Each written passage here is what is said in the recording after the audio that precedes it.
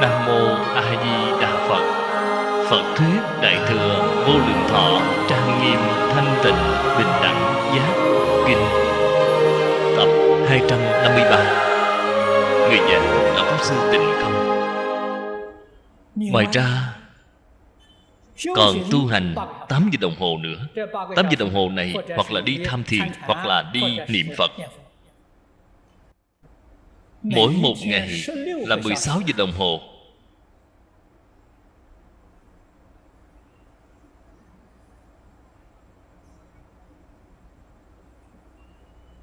Chúng ta hy vọng làm học viện, hy vọng làm đại học Phật giáo.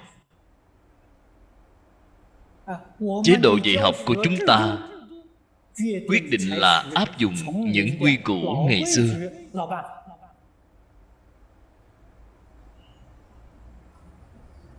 Phương pháp cũ của Tòng Lâm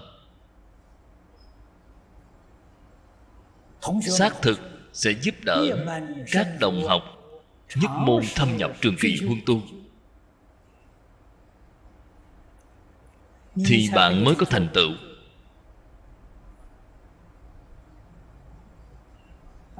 Chúng ta có một chút tâm chân thành này, hy vọng thành tựu chính mình, hy vọng thành tựu người khác. Cho nên hiện tại chúng ta tại Úc Châu đã có được cái cơ duyên này. Chúng ta đã nộp hồ sơ dự án cho chính phủ. Chính phủ đồng ý cho chúng ta làm một cái học viện Tịnh Tông. Học viện Tịnh Tông của chúng ta hướng về cái phương hướng mục tiêu mà nỗ lực. Tứ chúng đồng tu, tương lai tu học tại nơi này, quan trọng nhất là bạn phải làm thật. Về phương diện các công việc hành chánh thường trụ thì cố gắng miễn trừ những sự việc này. Tuyệt đối không nên để cho các đồng học chúng ta đi làm.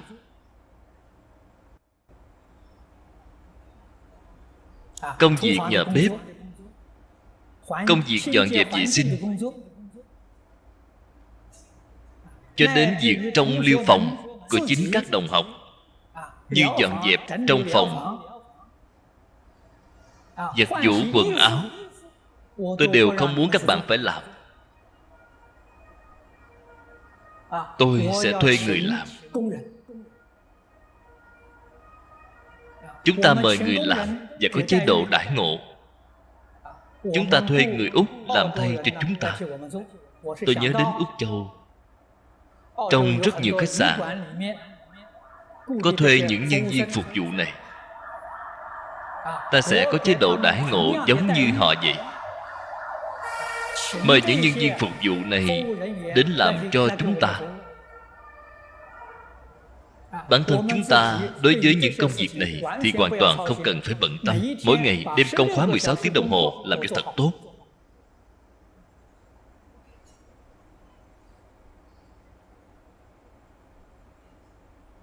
Việc này mới quan trọng. Việc này mới có thể thành tựu.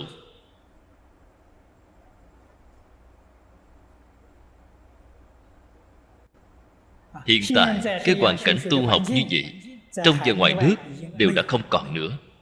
Chúng ta có được cái duyên phận này, hiện tại cũng có cái điều kiện này, tạo nên một cái hoàn cảnh. Chúng ta xây một cái đạo tràng. Cái đạo tràng này trong cảm nhận của chúng ta là một cái đạo tràng làm mẫu.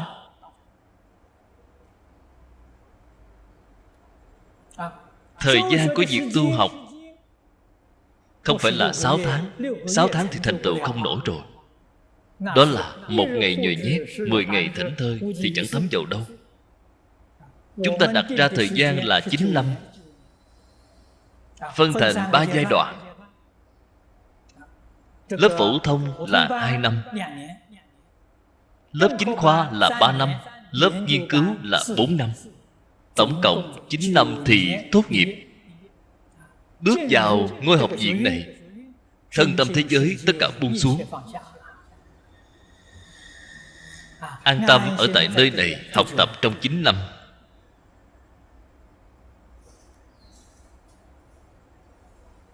Trong quyển học ký của nhà Nho nói 7 năm tiểu thành, 9 năm đại thành, hy vọng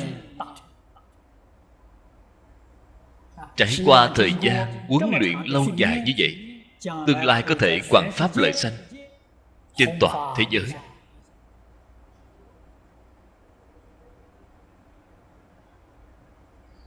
Nếu như có cơ duyên, các bạn có thể mở trường nói dòng huệ mạng của Phật. Trường học là đạo tràng, đạo tràng là trường học.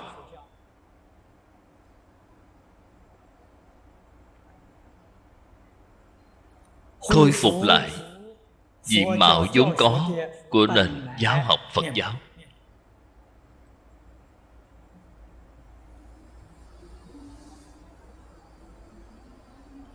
Cái tin tức này vừa mới tiết lộ ra thì đã có một số nhân sĩ nhiệt tâm hưởng ứng.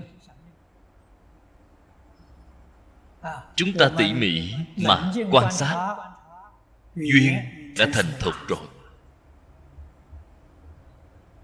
Chúng ta nhất định phải làm. Đây là chư Phật Bồ Tát gia trì.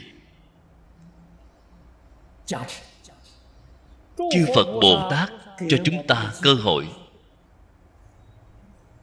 cho chúng ta cái sứ mệnh này. Chúng ta phải chăm chỉ nỗ lực mà làm cho tốt, mới có thể thực sự làm đến được. Trên đền 4 ân nặng, dưới cứu khổ 3 đường. Nếu không mà nói, chúng ta mỗi ngày đọc kệ hồi hướng, đọc đến đổ cả mồ hôi. Nguyện đem công đức này, chúng ta lấy công đức gì chứ? Công đức ở đâu chứ? Ngày ngày đều niệm, nguyện đem công đức này trang nghiêm Phật tịnh độ. Bạn đem công đức gì để hồi hướng đây?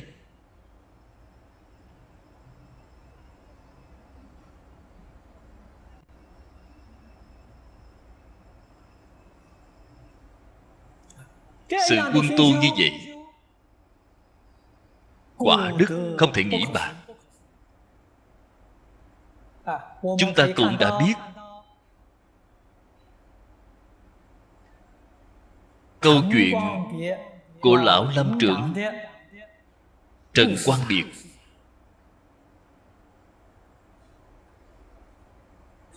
Lão cư sĩ Trần lúc cuối đời sanh bệnh,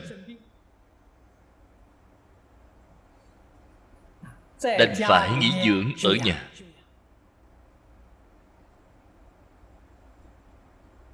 Đây là một cái cơ hội vô cùng thù thắng của ông.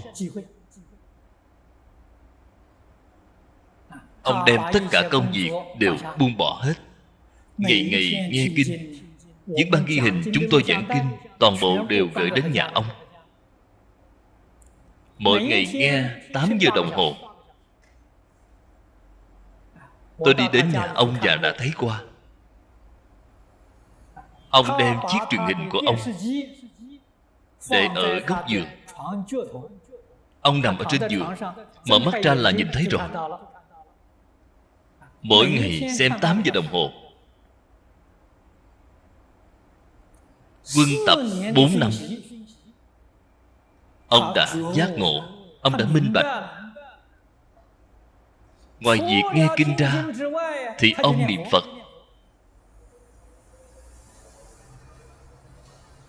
Dường như là cứ mỗi ngày 8 giờ đồng hồ nghe kinh, 8 giờ đồng hồ niệm Phật. Tập trung huân tu như vậy trong suốt 4 năm. Không đến 4 năm, thời gian chỉ 2 năm.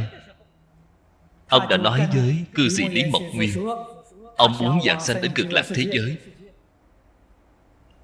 Lý Mộc Nguyên nói với ông, không được, ông không phải đi. Sau khi ông đi rồi thì cư sĩ Lâm sẽ khó khăn, không có ai duy trì. Lão cư sĩ nói được thôi, vậy thì đợi thêm 2 năm nữa. Quả nhiên là đã đợi 2 năm.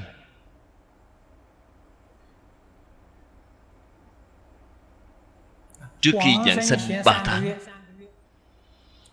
con trai, con dâu của ông đã kể cho tôi. Lão cư sĩ có một hôm đã viết ở trên tờ giấy là mồng 7 tháng 8. Đã viết mười mấy lần mồng 7 tháng 8. Người trong nhà nhìn thấy cũng không dám hỏi ông. Đến mồng 7 tháng 8, ngày hôm đó ông đã giảng sanh. 3 tháng trước thì đã biết ngày giờ ra đi. Ra đi một cách bình thản như vậy, thoại tướng tốt như vậy, chúng tôi đã tận mắt nhìn thấy. Thời gian chỉ 4 năm. Mỗi ngày 8 giờ đồng hồ nghe kinh, 8 giờ đồng hồ niệm Phật, thì đã tự tại giảng sanh. Vì vậy tôi tin rằng 2 năm ông đã thành tựu rồi. Ông nói với cư sĩ Lý Mộc Nguyên ông muốn giảng sanh. Vào lúc đó thì ông đã nắm phần chắc rồi. Cư sĩ Lý mời ông trụ thế thêm 2 năm nữa, để nhiệm kỳ mới của cư sĩ Lâm ổn định trở lại.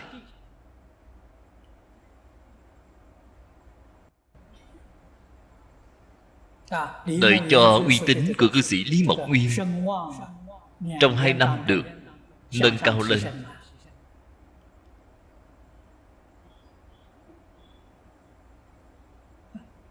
Từ cái sự thật này chúng ta lại quan sát. Nếu như Phật học viện của chúng ta mà dùng phương pháp này để dạy học, chế độ học dạy 9 năm, có ai mà không thành tựu chứ? Người thành tựu,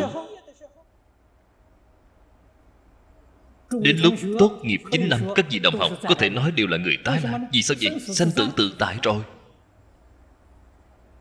Bản thân nắm chắc phần giảng sanh cực lạc thế giới rồi, bất cứ khi nào cũng có thể đi được. Bởi vì lòng từ bi, chúng ta đem cái thân này lưu lại ở thế gian để phổ độ chúng sanh. Đúng như trong các kinh tiểu thừa thường nói, sở tác dĩ biện, bất thọ hậu hữu. Bạn xem lúc này thì tự tại biết bao, viên mãn biết bao. Chúng ta ngày nay nếu như có cái hoàn cảnh này, có cái điều kiện này, quả thật là có thể đạt đến sở tác dĩ biện, bất thọ hậu hữu.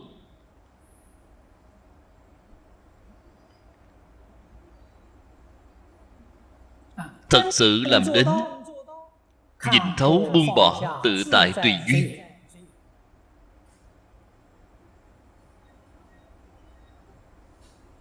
Quảng độ chúng sanh.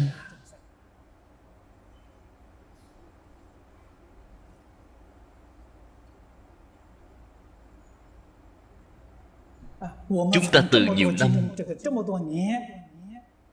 học tập, quan sát như vậy, chúng ta có lòng tin như vậy.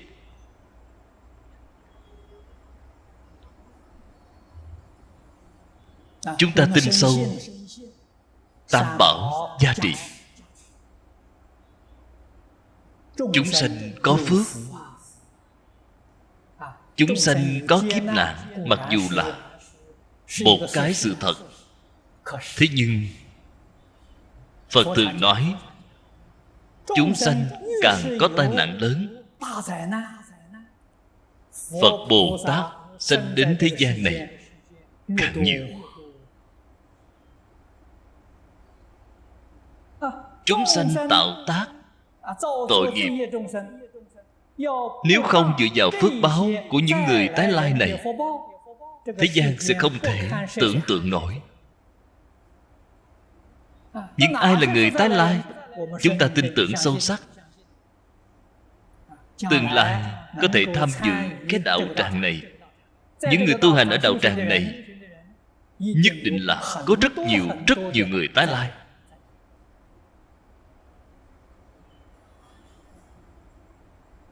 Đến một lúc nhất định thì chúng ta sẽ phát hiện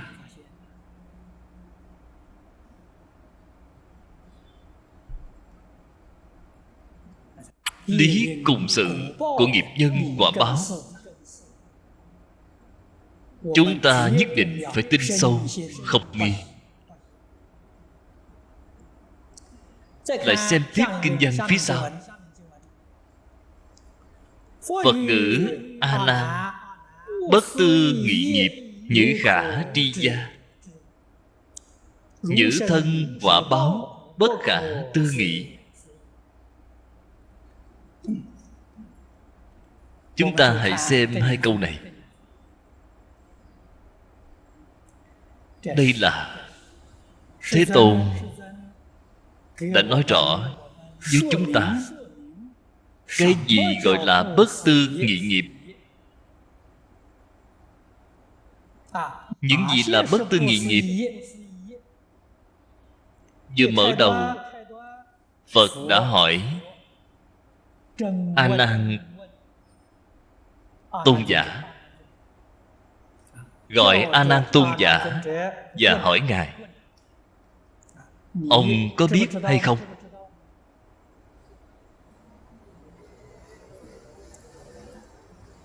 A Nan không có câu trả lời. Phật cũng không hy vọng ông sẽ trả lời.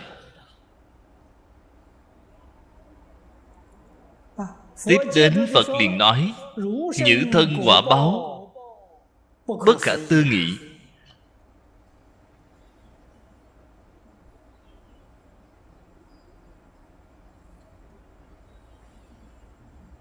Tiếp theo lại nói chúng sanh nghiệp báo diệt bất khả tư nghị.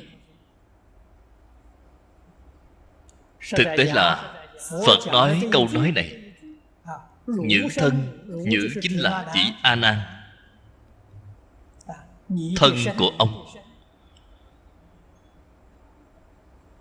Thân cũng bao gồm cả tâm.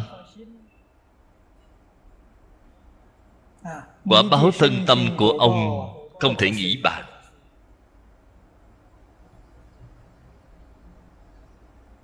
Các vị thử nghĩ xem, ở chỗ này hàm chứa những ý nghĩa gì?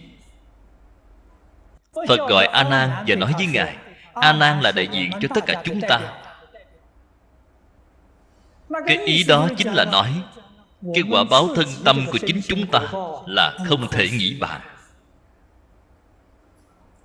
Trong ý còn có ý, dùng ý sâu rộng vô biên.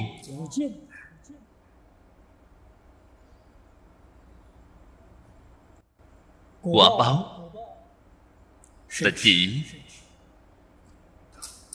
tất cả nghiệp thiện ác đã tạo ra trong quá khứ, cảm được cái kết quả cùng hồi báo.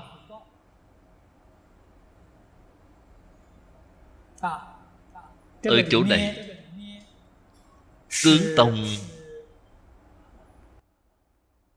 đã nói là dẫn nghiệp, mãn nghiệp. Dẫn nghiệp cảm được là quả, mãn nghiệp chỗ cảm được là báo. Dẫn là dẫn dắt. Dẫn dắt bạn đi đến nơi nào để đầu thai. Mọi người chúng ta hiện tại đều ở trong nhân đạo, đều được là cái thân người. Cái nghiệp này là cùng chung. Là cái nghiệp gì? Phật nói với chúng ta ngũ giới thập thiện nghiệp. Quá khứ chúng ta đã từng tu ngũ giới thập thiện. Công đức của ngũ giới thập thiện dẫn dắt chúng ta đến thế gian, được cái quả báo này, được cái thân này. Thân là quả báo. Tuy rằng chúng ta người người đều là có một thân người, nhưng mà ngay trong một đời này, các vị được hưởng phước không như nhau. Giàu nghèo sang hèn không như nhau. Những cái không giống nhau này là một loại quả báo khác. Là quả báo gì? Là những nghiệp thiện và bất thiện mà bạn đã tạo.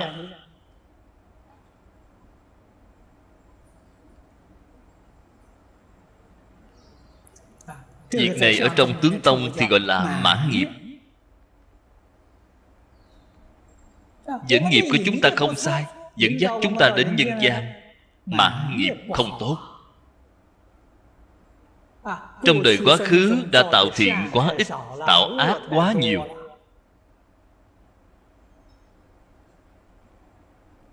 Cho nên cuộc sống trong đời này của chúng ta không được như ý muốn.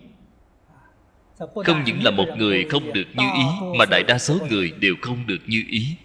Ngạn ngữ đã nói,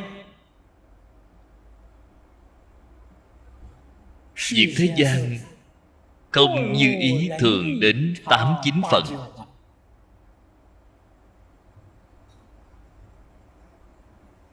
Việc có thể được như ý muốn chỉ có 1 hoặc 2 phần. Những sự việc không được như ý chiếm đến 80-90%. Đây là nguyên nhân gì? Rõ ràng nói với chúng ta, trong đời quá khứ đã tạo thiện ít, mà ác thì nhiều. Việc này rất có đạo lý. Trong Kinh Luận Duy Thức nói với chúng ta, phàm phu lục đạo, khởi tâm động niệm, không rời khỏi 8 thức 51 tâm sở.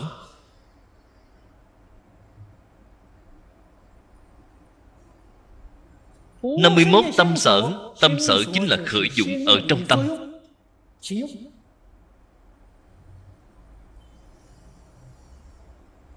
Ác tâm sở có 26 cái, thiện tâm sở chỉ có 11 cái.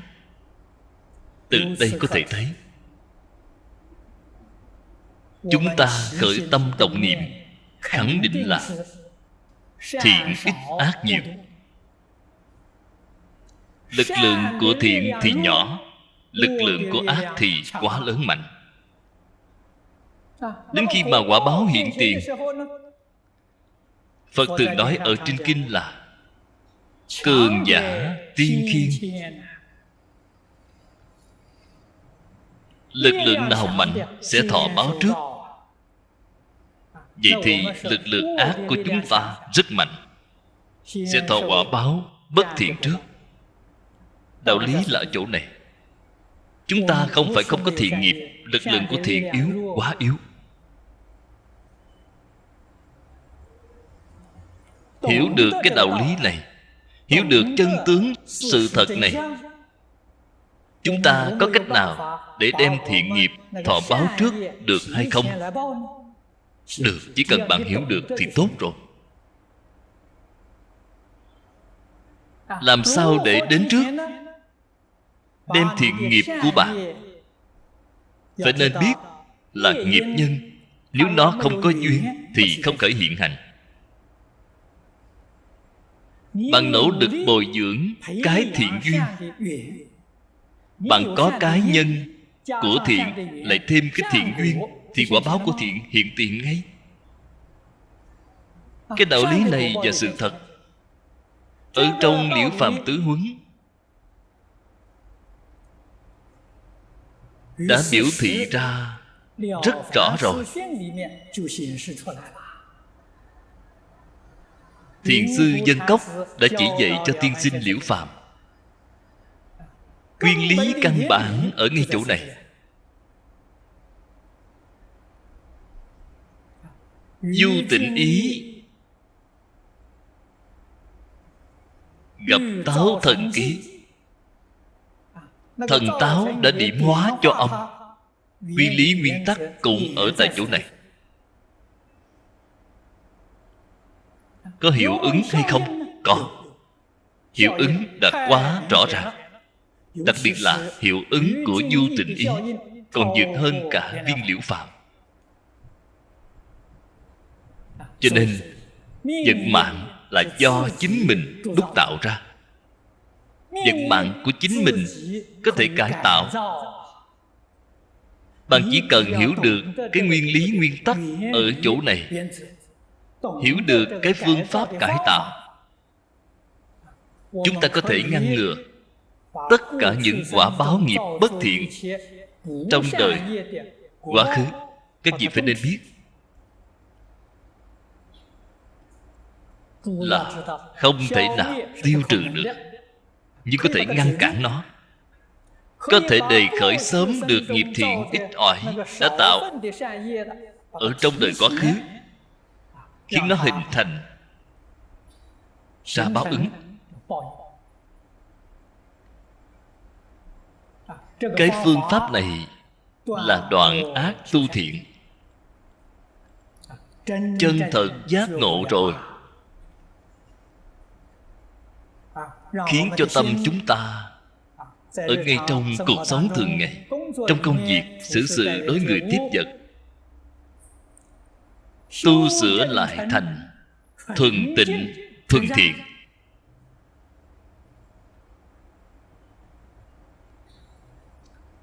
Như vậy thì bạn đã đem tiểu thiện nghiệp đã tạo trong đời quá khứ biến thành đại thiện.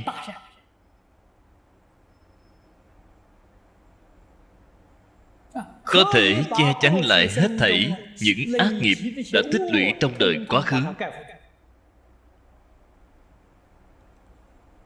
Không phải làm không được. Tại vì sao chúng ta làm lại khó khăn đến như vậy? Nguyên nhân khó khăn là bạn không đủ nhận thức đối với những lý luận, phương pháp cảnh giới này. Bạn thấu hiểu chưa đủ triệt để. Thực sự minh bạch, thấu hiểu, thì đem nó chuyển trở lại không phải là chuyện khó. Cho nên Phật Pháp, chúng tôi thường nói, tôi đã nói 50 năm rồi, Phật Pháp là biết khó hành dễ.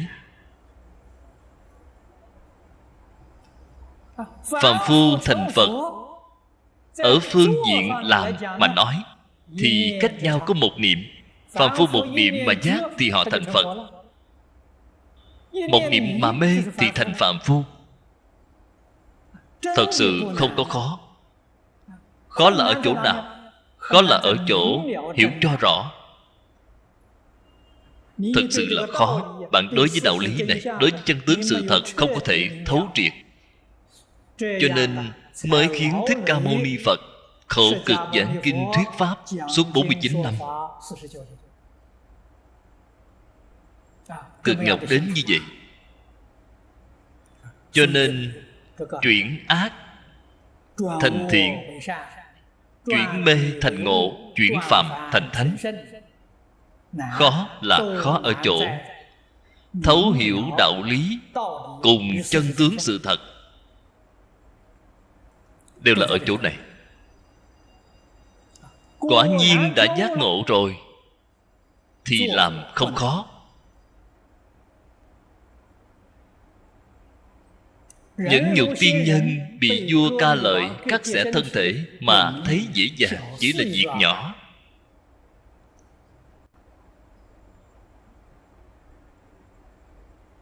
Ở trong cuộc sống thường ngày của chúng ta, gặp phải người khác quỷ báng ta,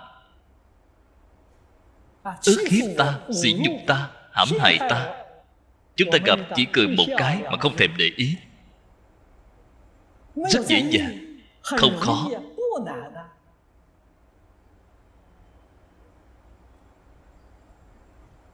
Cho đến khi mà bị vua ca lợi cắt xẻ thân thể, thì cũng giống như những nhục tiên nhân vui mừng mà nhẫn chịu.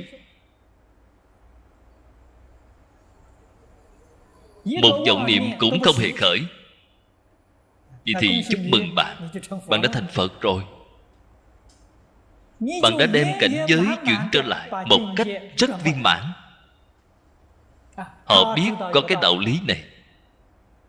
Người đến hại ta, người này bổn tánh vốn thiện, Câu đầu tiên trong Tam Tự Kinh là nhân chi sơ tánh bổn thiện.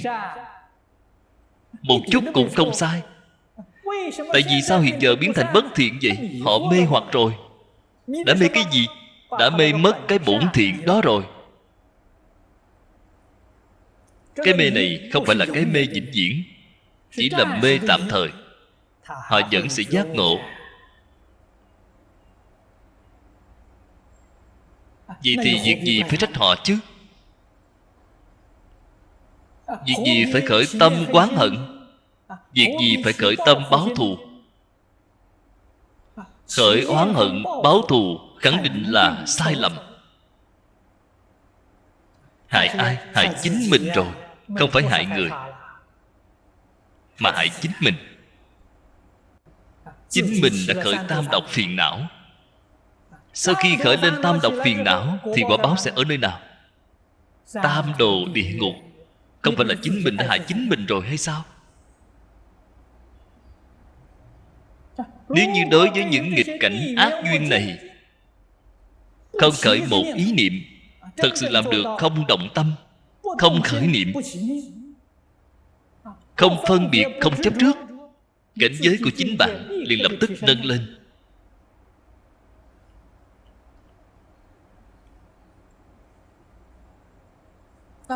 Tín vị Bồ Tát liền nâng lên đến thập trụ. Thập trụ Bồ Tát liền nâng lên đến thập hạnh. Những nghịch cảnh ác duyên này đã đem bạn nâng lên cao.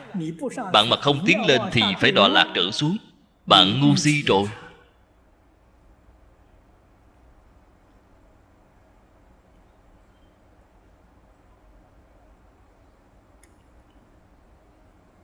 Cái đạo lý này tôi nghĩ cũng không phải là rất khó thấu hiểu. Cái sự thật này, cái quả báo của thiện này, thực tế mà nói là đang hiện tiền. Xem bạn có thể thọ dụng hay không.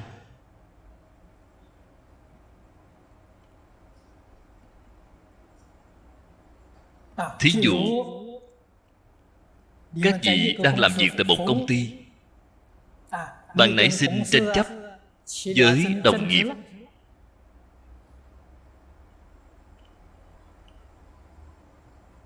Hai người bắn nhau đánh nhau. Có thể ông chủ sẽ cho sa thải cả hai người. Sự việc này là rất có thể. Nếu như một người nổi giận chỉ do bạn mà mắng bạn, đánh bạn. Mắng, bạn cũng không mắng lại. Đánh cũng không đánh lại. Ông chủ và đồng nghiệp nhìn thấy rồi sẽ nghĩ con người này có tu dưỡng, lập tức cho bạn thăng chức. Bạn tại vì sao lại được ông chủ xem trọng về đề bạt?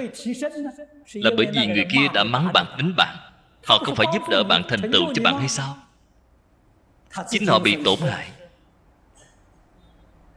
Bản thân họ có thể bị giáng chức. Cho dù không bị giáng chức thì cũng không dễ được thăng chức. Tính tình không tốt, thường thường gây sự.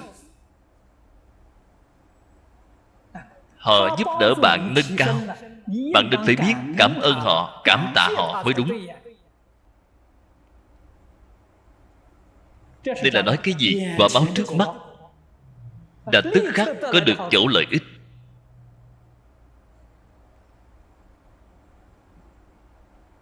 Trước mắt gọi là hoa báo. Còn quả báo gì sao thì không thể nghĩ bạc. Những đạo lý này, những sự thật này, bạn có thể hiểu không? Bạn có thể nhìn thấy được không? Nếu quả nhiên có thể hiểu, có thể thấy, thì có ai mà không vui lòng để làm cái việc này?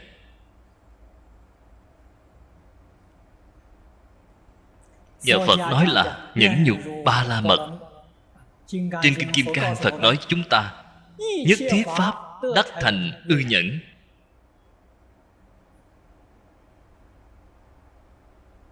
Phật nói lục độ với Bồ Tát. Trong lục độ quan trọng nhất là hai cái pháp môn. Cái thứ nhất là bố thí, xả, buông xả. Đó là công đức. Cái quan trọng thứ hai chính là nhẫn nhục. Nhẫn có thể gìn giữ công đức mà không bị mất đi. Cái gọi là nhất niệm sân tâm khởi, bách vạn chướng môn khai, công đức đều bị tiêu tan mất.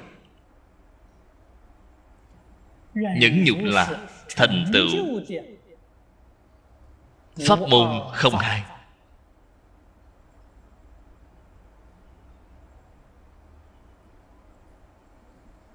Thế xuất thế pháp đều không ngoại lệ. Bạn tương lai có thành tựu được bao lớn thì còn xem bạn nhẫn nhục được bao nhiêu.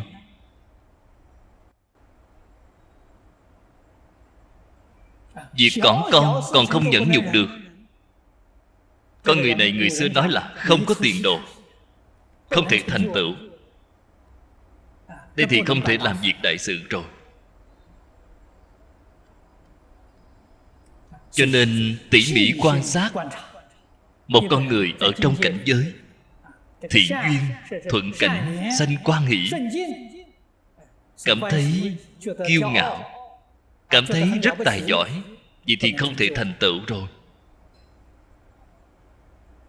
Nghịch cảnh ác duyên thường thường còn sanh tâm oán hận, thường thường biểu hiện ra sự không hài lòng. Con người này không thể thành tựu.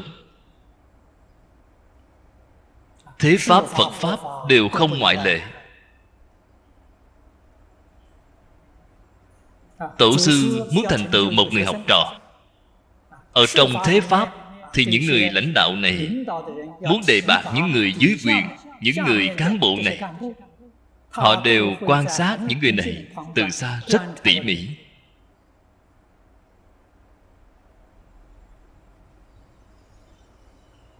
Bản thân chúng ta luôn là tuổi trẻ vô tri.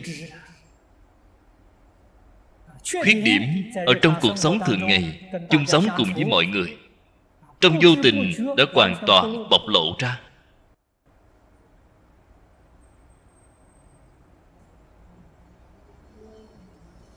Còn ưu điểm thì ngay đến chính mình cũng không phát hiện được.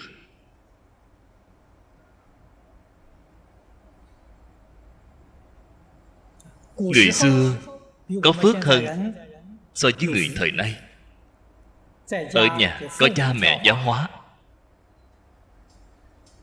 ở trường học thì thầy cô ra sức giáo huấn.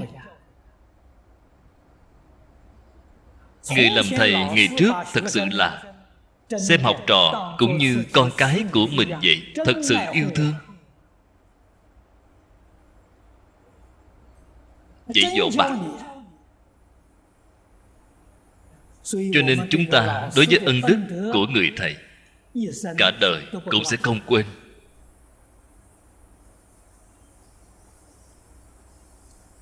Thường có lòng cảm ơn.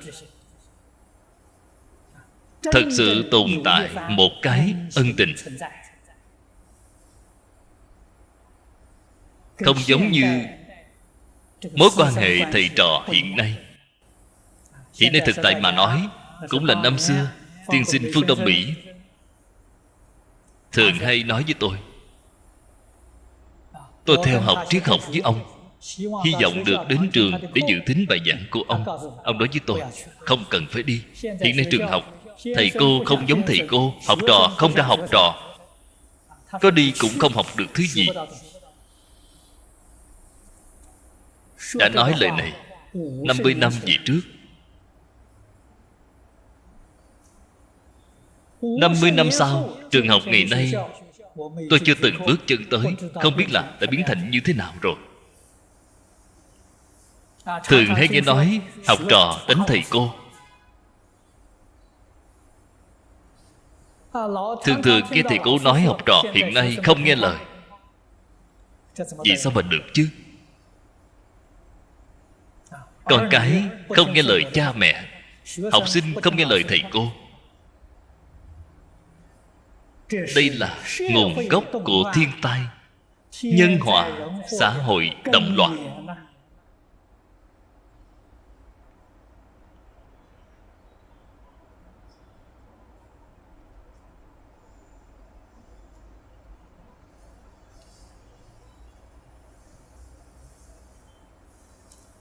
Quả và báo vốn dĩ là một thể. Nếu như tỉ mỉ mà phân chia,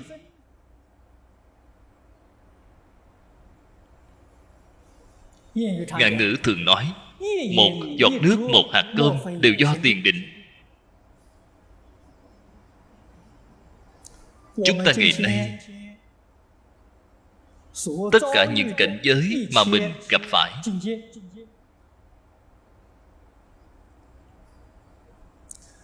đều là ở trong đời quá khứ đã tạo tác ra cái nhân và kết hợp cái duyên ở hiện tiền mà sản sinh ra quả báo.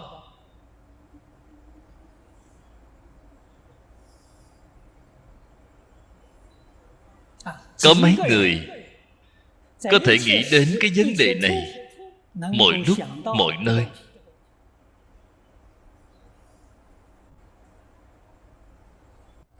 Nếu quả nhiên có thể nghĩ đến, có thể quan sát được, dù cho gặp phải những chuyện cực kỳ không như ý, thì cũng không có cái ý niệm oán trời trách người. Vì sao vậy? Vì biết tự làm thì tự chịu. Bạn sẽ rất an nhiên mà thọ nhận. Bạn sẽ rất vui vẻ. Thiếu tiền thì trả tiền, thiếu mạng thì cũng đền mạng. Hỏi vì sao mà không tự tại, không vui vẻ chứ? Nếu như mê hoặc điên đảo, không hiểu rõ chân tướng sự thật, oán trời trách người, vậy thì được rồi. Vừa thọ quả báo lại tạo ác duyên. Việc này thì phiền phức to rồi. Khổ báo trong tương lai so với hiện tại còn nghiêm trọng hơn. Thật sự là đã tạo ra một sai lầm đặc biệt.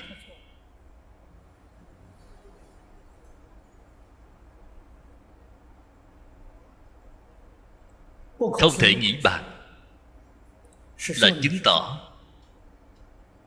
cái nhân của sự việc này rất sâu, rất sâu. Duyên thì vô cùng phức tạp. Đó quyết không phải là người bình thường. Người bình thường bao gồm cả thiên nhân ở trong lục đạo, họ cũng không biết.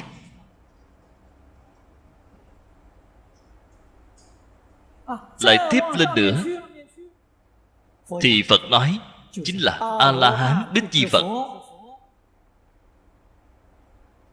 Các ngài đối với cái duyên thì đại khái là biết một chút. Cái nhân thực sự thì các ngài vẫn còn chưa rõ ràng. Năng lực của A-la-hán túc mạng thông có thể thấy 500 kiếp. Tha tâm túc mạng có thể quan sát 500 kiếp, xa hơn 500 kiếp thì họ cũng không biết.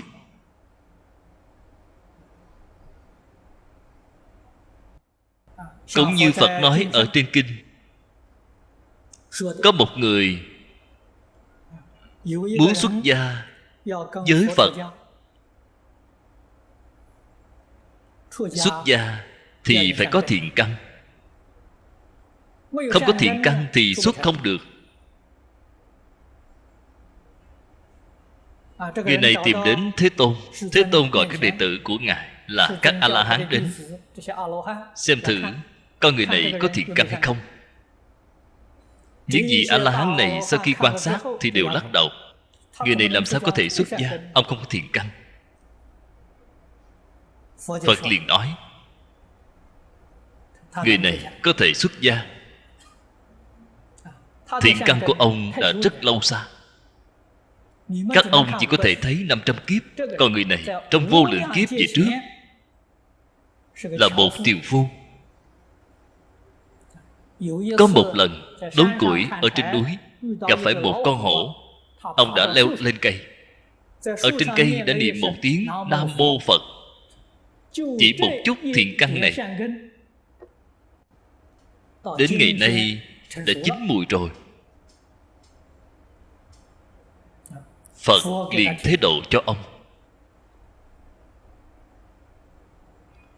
Vì từ kiếp lâu xa về trước đã niệm một tiếng Nam Mô Phật.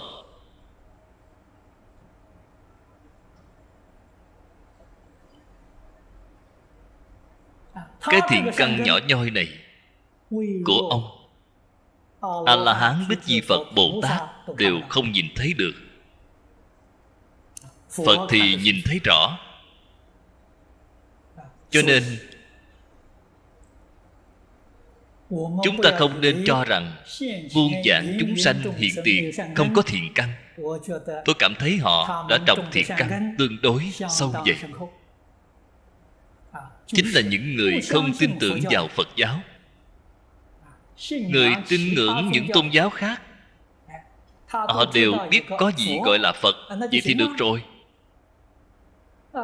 Phật này gieo vào trong tâm của họ, vào trong ấn tượng, vĩnh viễn sẽ không phai mờ. Đến khi nào thì thành thục, cũng có lẽ vô lượng kiếp sau mới gặp được Phật, thì họ sẽ được Phật thế độ xuất gia,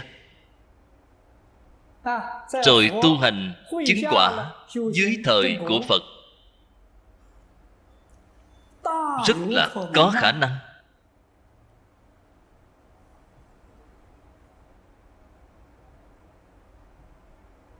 Vì vậy tôi khuyên bảo đồng tu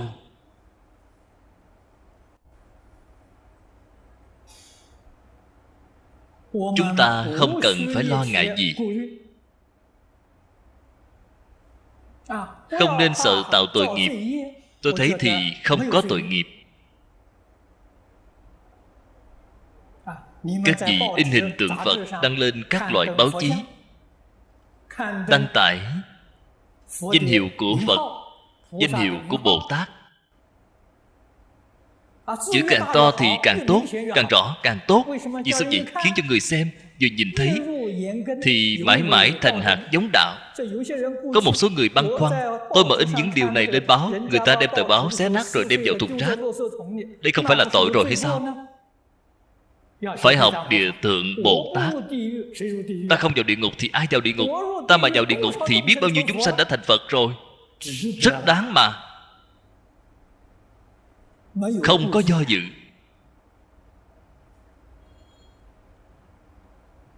Tịnh tông chúng ta có tổ thứ 6 là Đại sư Vĩnh Minh Viên Thọ.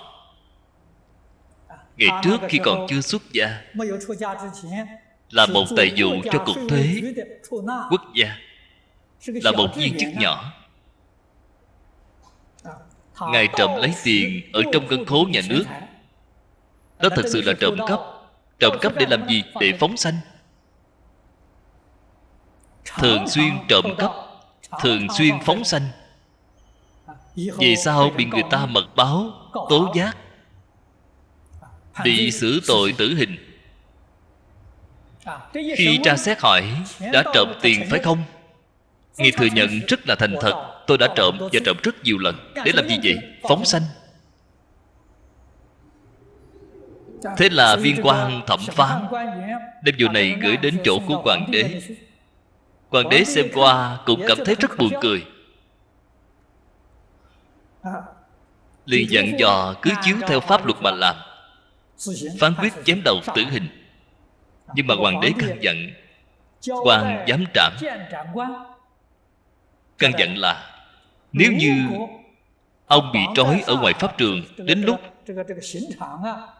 phải chém đầu, nếu mà ông không sợ hãi, không hoảng sợ, thì hãy đưa về để ngài gặp mặt. Nếu như ông sợ hãi hoảng hốt thì cứ việc giết đi là xong.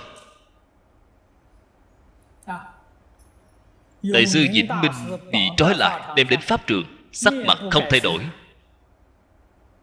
một chút hoảng sợ cũng không có. Quan giám trảm hỏi ông vì sao mà không sợ. Ngài nói với quan giám trảm, tôi lấy một mạng này mà cứu được muôn ngàn mạng khác, xứng đáng mà. Cho nên Ngài rất hoan hỷ, Ngài một chút hoảng sợ cũng không có. Hoàng đế triệu kiến, tha tội cho Ngài, hỏi Ngài muốn làm việc gì. Ngài muốn xuất gia, hoàng đế làm hộ pháp cho Ngài. Vì sao trở thành vị tổ thứ 6 trong Tịnh Độ Tông của chúng ta?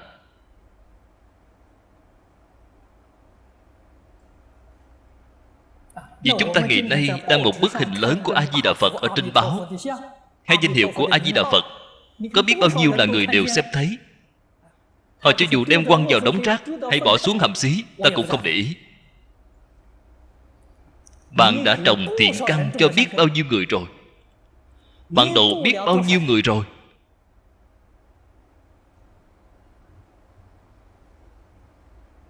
Bao gồm cả những người không tin Phật, những người hủy bán Phật, những người chống đối Phật, tất cả đều đã được trồng thiện căn. Bạn đều đã độ tất cả cho họ.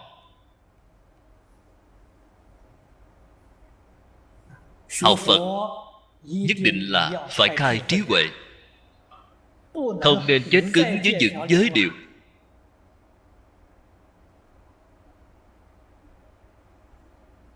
Trong các giới điều là nói như vậy, không sai. Là tại vì sao?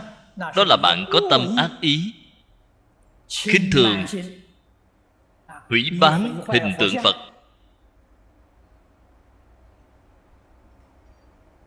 Đây là có tội. Còn chúng ta hiện nay dùng cái tâm không như vậy, là muốn lợi ích chúng sanh, là muốn giúp đỡ chúng sanh, trồng hạt giống Phật vào trong A Lại Gia Thức.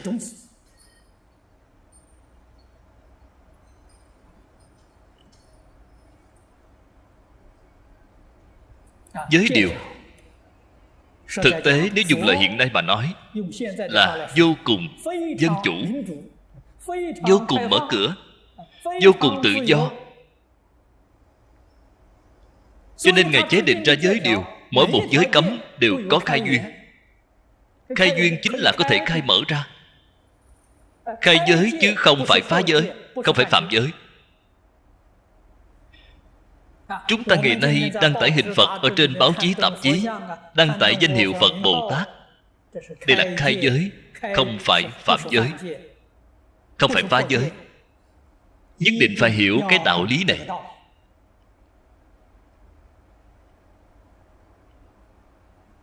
Tâm của chúng ta thuần túy là lợi ích cho chúng sanh, thuần túy là giúp đỡ tất cả chúng sanh, trồng hạt giống Phật Bồ Tát vào trong A Lại Gia Thức. Ở trong đời này không thể thành tựu, đời sau kiếp sau họ có duyên với Phật, rộng kết thiện duyên. Thậm chí là tôi cũng khuyến khích một số đồng tu. Hiện tại các vị mặc chiếc áo thun, Singapore là dùng nhiệt đới. Các vị xem một số thanh niên mặc áo, hình in phía trước và phía sau đều là yêu ma quỷ quái, nhìn thấy là giật mình. Chúng ta có thể in hình Phật A Di Đà lên áo thun, in lên chữ Nam Mô A Di Đà Phật. Bạn đi một vòng ra chợ thì đã độ được rất nhiều người rồi.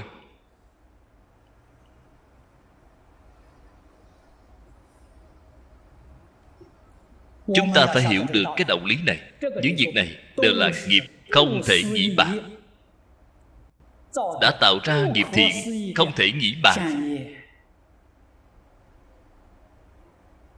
Thường giữ gìn cái tâm này, lợi ích cho tất cả chúng sanh. Chư Phật Bồ Tát ứng hóa tại thế gian này, ba sự việc thiện căn đã thành thục rồi, thì giúp đỡ họ thành tựu ngay trong đời này.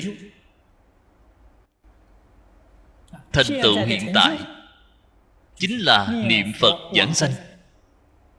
Sanh đến Tây Phương Cực Lạc thế giới, họ sẽ thành Phật, thành Bồ Tát, là thành tựu rồi. Thiện căn mà chưa thành thục thì giúp đỡ cho họ thành thục. Chúng ta hiện tại muốn mở viện Phật học, muốn làm trường đại học Phật giáo, áp dụng chế độ dạy học 9 năm, chính là giúp đỡ cho những người mà thiện căn chưa thành thục, giúp đỡ họ thành thục. Việc thứ ba là người không có thiện căn, thì giúp đỡ họ trồng thiện căn. Cũng như những thí dụ mà tôi đã nói phía trước, đều là giúp đỡ tất cả chúng sanh trồng cái thiện căn, là việc tốt. Chư Phật Bồ Tát nhìn thấy thì đều hoan hỷ. Vậy thì có nghiệp tội gì chứ? Cho nên chúng ta làm những sự việc này quyết định là không có kiêng kỵ, không có nên hoài nghi. Hãy cứ vui vẻ chăm chỉ mà làm, đem Phật Pháp mở rộng đến mọi tầng lớp. Bất luận là vào thời gian nào, ở nơi đâu, thì đều là có ý nguyện muốn giúp đỡ chúng sanh. Đây chính là chúng sanh vô biên thệ nguyện độ. Chúng ta niệm niệm không quên, làm từng giờ, từng phút. Trên người chúng ta đeo vài sâu chuỗi niệm Phật, đem theo vài tấm hình Phật. Gặp được người có duyên, họ hoan hỷ thì có thể tặng cho họ, kết duyên với họ. Đem thời gian nơi chốn giảng kinh của chúng ta giới thiệu cho họ, hoan nghênh họ đến nghe giảng.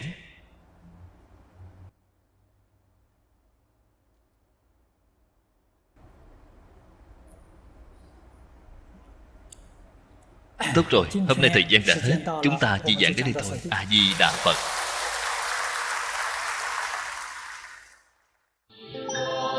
Cẩn dịch Vọng Tây Cư Sĩ. Địa chỉ email vongtaicư sĩ@gmail.com. Người đọc Hạnh Quang. Phát tâm cúng dường do gia đình Phật tử Thiện Chân thành kính cúng dường. Nguyện cả thảy chúng sinh đều tín niệm Di Đà, đồng cầu sanh về nước Cực Lạc. Nguyện đem công đức này trang nghiêm cõi nước Phật, trên đền 4 ân nặng, dưới cứu khổ 3 đường. Nếu có ai thấy nghe, đều phát tâm Bồ Đề, hết một báo thân này, đồng sanh về nước Cực Lạc. Nam Mô A Di Đà Phật.